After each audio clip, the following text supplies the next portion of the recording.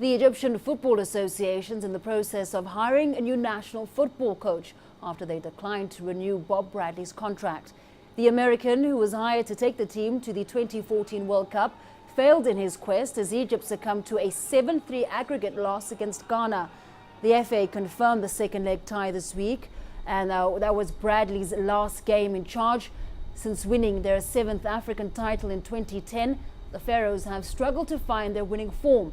Political unrest in the country since 2011 has been blamed for the football's misfortunes, as domestic football has suffered a lot of interruptions.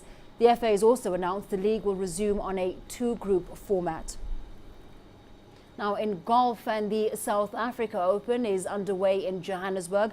The 2011 Masters champion Charles Schwartzel is favourite to win the tournament on home soil. Although it's been far from a vintage year for the South African, his win at the China Masters last month has given his game a new lease on life. Back into the swing of competitive golf. After a few weeks off, 2011 Masters champion Charles Schwartzel returned to South Africa's fairways for the SA Open.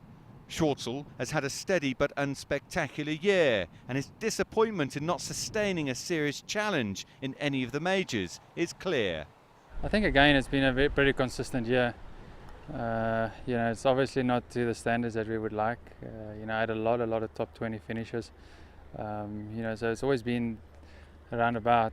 I would have liked to have more tournaments where I was actually really competing for a title or so. But Schwartzel's year was not entirely without success. Last month he won the China Masters, and he feels that tournament has helped him regain some of that lost confidence.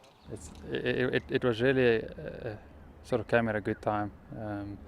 Like I said, I was struggling a little bit, and one thing that didn't improve dramatically was my chipping and putting, and that's what actually made me win that tournament. It wasn't so much ball striking, which was nice to see that I could win with a sort of different part of the game instead of always hitting flawless shots. And in that sense, to me, was a fantastic win for me. Schwartzel now has his sights set on finishing the year on a high, something he managed to do at the end of 2012.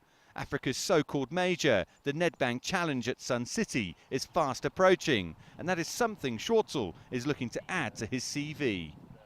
No matter what happens over the next few weeks, Schwartzel is already focusing on next year. He feels his game is finally back in shape. His love for the sport has returned, and he's confident that in 2014 he'll once again be challenging for golf's top prizes. You sort of get a new, almost breath, if you want to say, with some of the changes, swing feeling a lot better than it did a couple months ago, and so all of a sudden you're starting to look forward to what the new year is going to bring. In the meantime, Schwartzel's focus is on success closer to home and finishing the year with a flourish. Dan Williams, CCTV, Johannesburg.